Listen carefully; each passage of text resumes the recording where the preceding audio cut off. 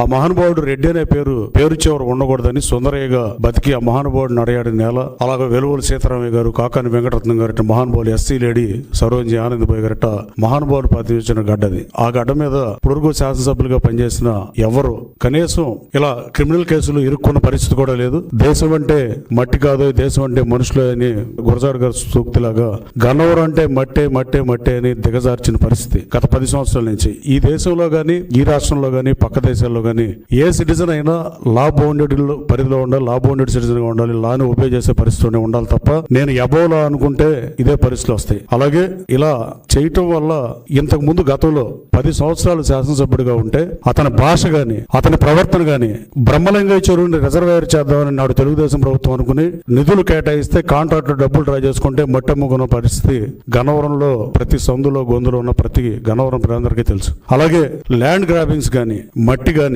నకిలీ ఇళ్ల పట్టాలు 2019లో పోటీ చేసినప్పుడు ఇచ్చిన పరిస్థితి గాని, ఆ నకిలీ ఇళ్ల పట్టాలు డిస్ట్రిబ్యూషన్ గవర్నమెంట్ ఆఫీస్ చేయాల్సింది అతని మనుషులు పంచిన విధానం గాని, ఇలా ఎన్ని మాట్లాడిన ఆఖరికి సభ్య సమాజం తలదించుకునే భాష విషయంలో గాని, ఆఖరికి జగన్మోహన్ రెడ్డి గారికి ఎలాంటి వాళ్ళు నచ్చుతారని తీసుకున్నాడు. ఆ రోజు చంద్రబాబు నాయుడు గారు ప్రధాన ప్రతిపక్ష హోదా పోగొడదామని తీసుకుని ఇవాళ ప్రతిపక్ష హోదా ప్రజల చేత తిరస్కరించబడి జగన్మోహన్ రెడ్డి గారు ఇలాంటి పనులు చేస్తా ఉండేవాళ్ళు ఇష్టమై ఆయన తీసుకుని, నేను జగన్మోహన్ రెడ్డిని అధికారంలో తీసుకోవడానికి నేను పోటీ చేసి నేను ఏ రోజు భాష తోనాడు. ఆ రోజు జగన్మోహన్ రెడ్డి గారు కూడా ఎట్టి పరిస్థితుల్లో అతన్ని ఓడించాలి, అతని దుర్మార్గాలకి అంతం పలకాలని చెప్పి తనకి వ్యక్తిగతంగా అతని మీద ఉన్నట్టుగా నన్ను పెనలూరు నియోజకవర్గం అయితే నాకు ఆ సీట్ ఇస్తానని గన్నవరంలో నన్ను బతిమలాడిన పోటీ చేయించిన పరిస్థితి వాస్తవం కాదా?